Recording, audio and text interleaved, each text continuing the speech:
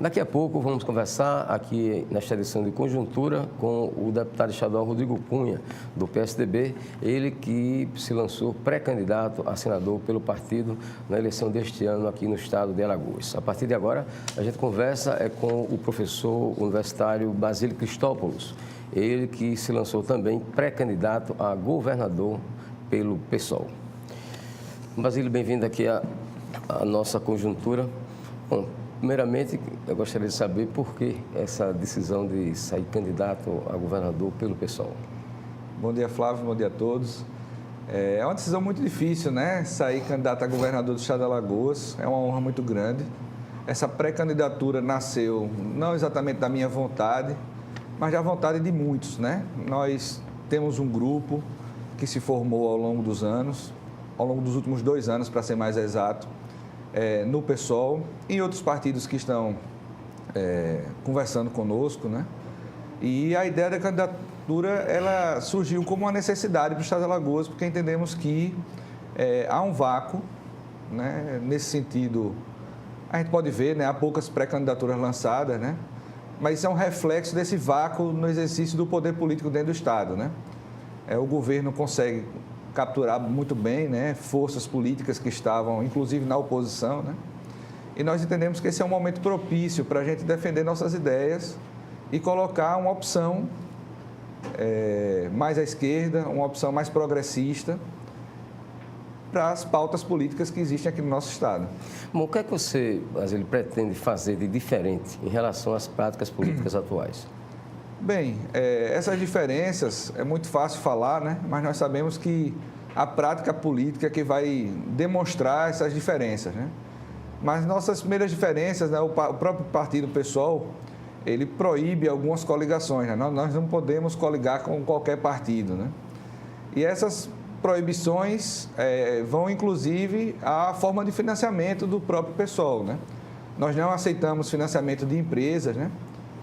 De uma maneira geral, nós nunca recebemos verbas dessas empresas que hoje estão sendo acusadas dos grandes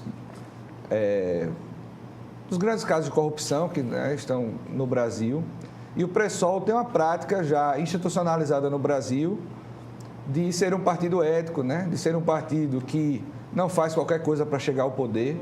E nós vamos repetir essa fórmula aqui em Alagoas, né? Não vamos nos coligar com quem tenha ideias próximas a nós, com o objetivo, sim, de vencer as eleições, né, que vão se colocar em 2018, mas com muita parcimônia e com muita cautela, com os recursos de quem nós vamos receber, com quem nós vamos conversar e coligar, e fazer uma campanha de debate de ideias e mostrar para o povo de Alagoas que isso que a gente vive hoje, essa dificuldade que a gente vive hoje, não deveria ser assim.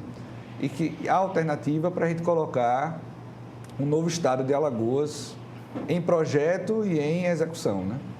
Bem, eu tomei conhecimento que uma das suas propostas é acabar com a desigualdades sociais aqui no estado. Como é que você pretende chegar a isso? Bem, o Brasil é um país extremamente desigual e Alagoas é um dos lugares mais desiguais do Brasil, né? Então, nós vivemos uma intensa desigualdade. E a verdade é que, historicamente, Alagoas não buscou resolver esses problemas. Não é só que a gente não resolveu. Não se buscou resolver.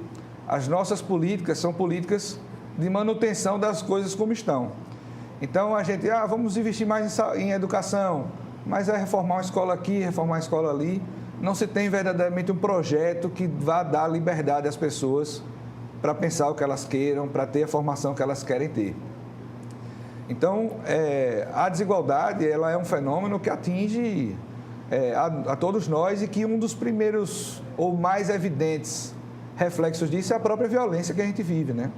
Essa violência, tanto em termos de Brasil como em termos de mundo, ela pode ser observada com mais intensidade nos lugares onde a desigualdade é maior.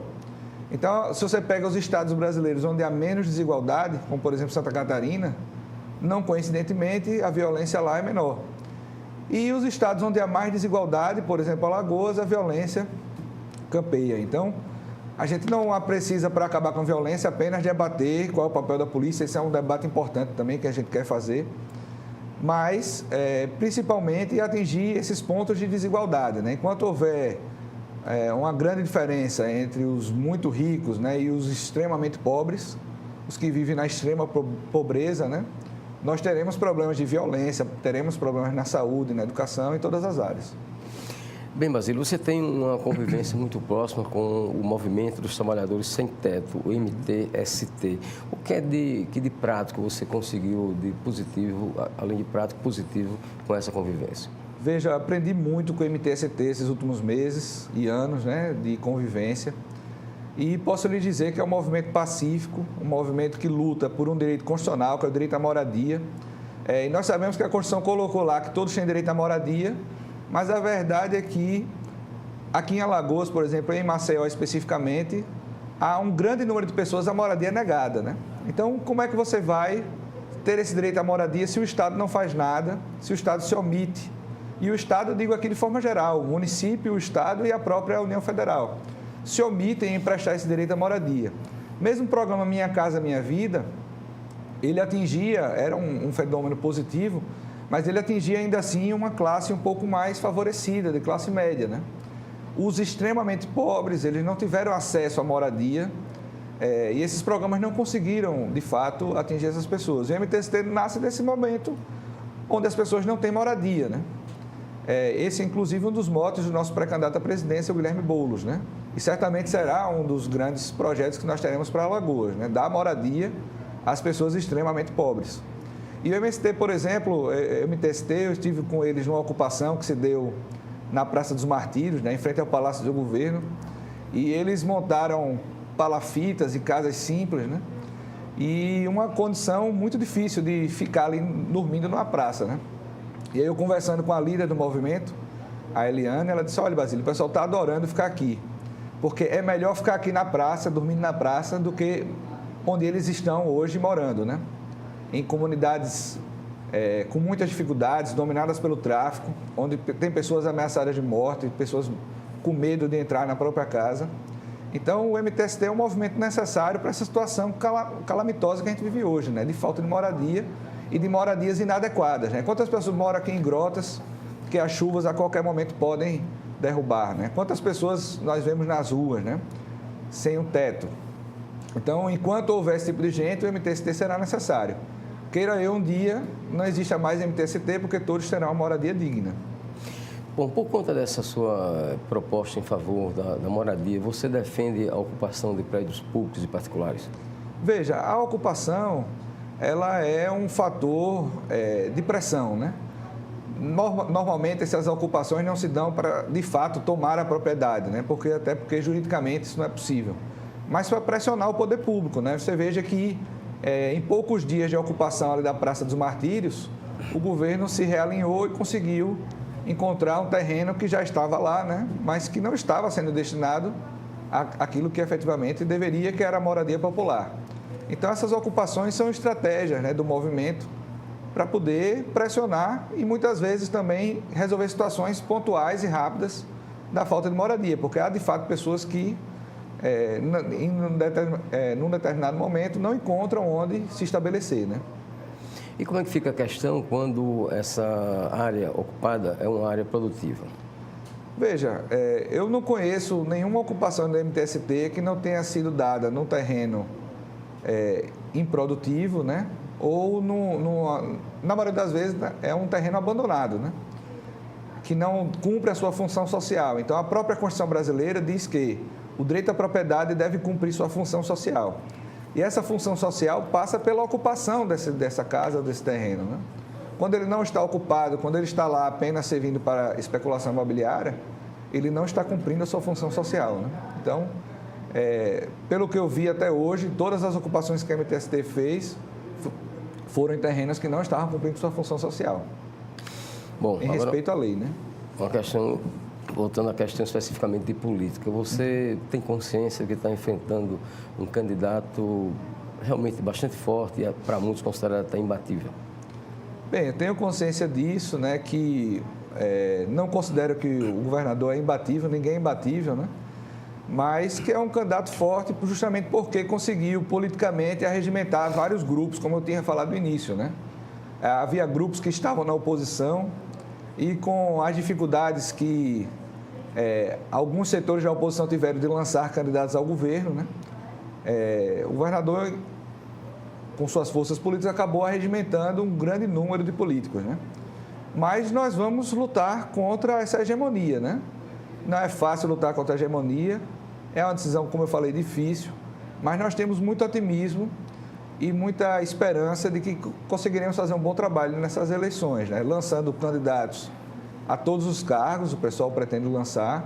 Então, nós vamos disputar a Assembleia Legislativa, vamos disputar a Câmara de Deputados, o Senado, o governo, né? E essa disputa vai se dar no campo das ideias, com as dificuldades que nós temos um financiamento que não vai chegar nem aos pés, provavelmente, do que é preciso, né? É preciso ir para confrontar, né, o que está posto hoje, mas nós vamos com criatividade, com militantes, né, com pessoas que vão se aproximando do projeto, fazendo esse projeto cada vez maior e oferecendo alternativa. Eu acho que toda vez que a gente tem eleições, muita gente reclama, nós não temos alternativa, não temos em que votar, tudo aí é a mesma coisa do que estava antes. E eu sempre ouvi isso e pensei que um dia poderia participar da formação dessa alternativa. E tenho muito orgulho hoje de estar no PSOL e de estar com as pessoas com quem eu estou para oferecer essa alternativa, dizendo, olha, você tem alternativa, você pode escolher outra coisa, né? E você vai ter liberdade para votar e para escolher o projeto que melhor se adequa aos seus ideais. Basílio, que avaliação você faz desses 3 anos e pouco de gestão do governador Renan Filho? Bem, esse governo que está colocado, né, é um governo que consegue se comunicar muito bem com a mídia, né?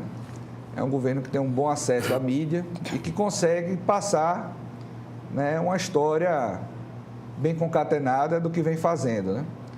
Mas se nós observarmos a realidade, nem sempre essa realidade passa conjugada com o que a propaganda diz, né? Nós temos hoje, por exemplo, no setor da saúde, um caos controlado, né? Ou talvez descontrolado, né?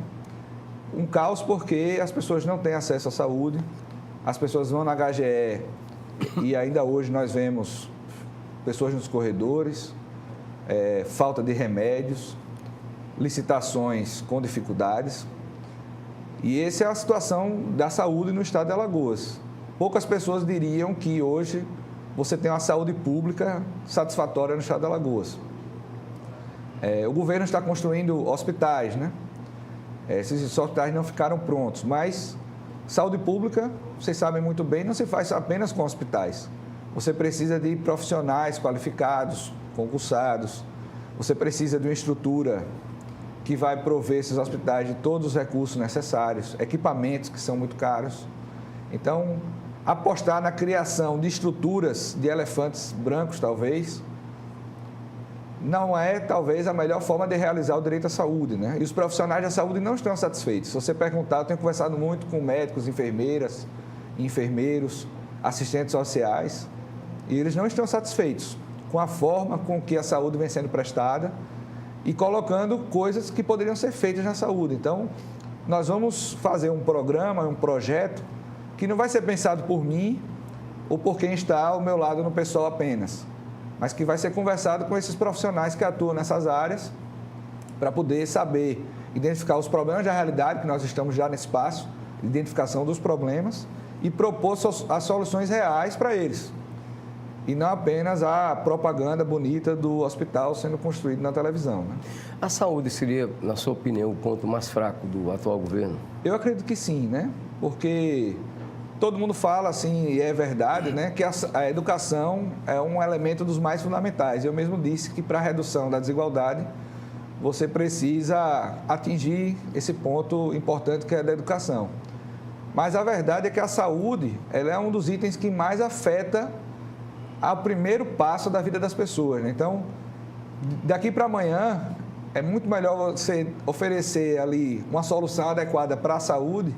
Isso vai satisfazer muito mais a população do que propriamente qualquer outra área que você pensar, né? Então, eu penso que a saúde é um dos pontos negativos do governo e nós vamos oferecer alternativas e propostas para essa área, conjugada com esses profissionais que atuam nessas áreas, né? Você citaria algum ponto positivo do governo Renan Filho? Veja, Eu já até citei aqui um ponto positivo, que é a comunicação do governo. Acho que o governo se comunica muito bem com as mídias, né? É um governo que consegue passar uma imagem de que está tudo dando certo. E o grande mote dessa grande imagem, né, é uma obrigação que o governo cumpre, que é pagar os servidores em dia, como se fosse suficiente para você ter um governo de sucesso, né? Mas, dada a situação de caos que nós temos no Brasil, né, pagar os servidores em dia parece um grande feito, né? Não, o que não cumpre mais do que a obrigação, mas essa comunicação que você tem com as mídias, o governo faz muito bem. Eu acompanho o Instagram, né, do governo, as imagens são sempre muito bonitas, né? As calçadas pintadas, né? Mas os problemas reais de Alagoas não estão sendo resolvidos, né? Nós já estamos postergando a resolução desses problemas e isso resulta nessa vida ruim que nós temos, né? O transporte ruim. É difícil você ir para o interior hoje, né? É difícil você ter transportes adequados. É difícil você ter acesso a uma saúde de qualidade. É difícil você optar por escolher pela escola pública, né? O que é um grande problema que nós temos hoje, né? As pessoas vão para a escola pública quando não tem opção, quando, na verdade, a escola pública deveria ser uma opção, inclusive para a classe média, né? Porque nós gastamos muito dinheiro no Brasil com a educação, né, privada, e o Estado deveria fornecer esses elementos, né? E não fornece sequer para as pessoas que estão muito pobres. Imagine você pensar como acontece em outros países, mesmo na Europa, né?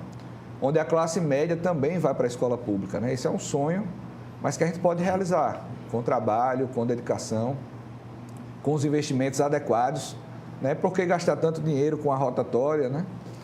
E não estar contratando professores, né? Esse tipo de coisa que a gente precisa debater. E eu acho que falta um pouco de democracia nesse aspecto, né? De chamar o povo para decidir as coisas. Eu tenho certeza que se você colocasse a opção, você quer uma rotatória ou você quer 30 novos professores ou 100 novos professores, eu não tenho dúvida que o povo escolheria, né? Mas a gente precisa consultá-los para saber. Eu não posso ser o iluminado que sabe o que o povo quer, né? Bem, em nível nacional, discutem-se as várias ações contra o ex-presidente Lula, inclusive a sua prisão, né? O que é que você acha dessa situação em relação ao Lula, que é o líder das pesquisas, mesmo estando preso? Bem, o Brasil vive uma situação muito estranha, né? Que é um líder de pesquisa à presidência da República estar preso, né? Mas esse não é um movimento de agora, é um movimento que a gente vem vivendo há 2, 3 anos no mínimo, né? Que faz parte da história do Brasil, né? Que é um movimento onde a democracia está fragilizada. Eu entendo que a gente era mais democrático há 5 anos atrás do que hoje, né? E isso passa da presunção, né, e da noção de que houve um rompimento institucional democrático, né? E esse governo que assume, que é um governo que não é muito democrático, é um dos governos, talvez seja o governo menos democrático desde 88, nós temos um problema conjuntural, né?